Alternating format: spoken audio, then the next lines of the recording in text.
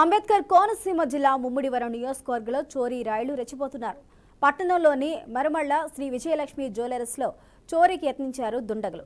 గత రాత్రి షాపు తాళాలను మెషిన్తో కట్ చేస్తూ ఉండగా సీసీ కెమెరాలో గుర్తించి పరుగున వచ్చిన యజమానిని చూసి కటింగ్ మిషన్ను అక్కడే వదిలేసి దుండగులు పరారయ్యారు.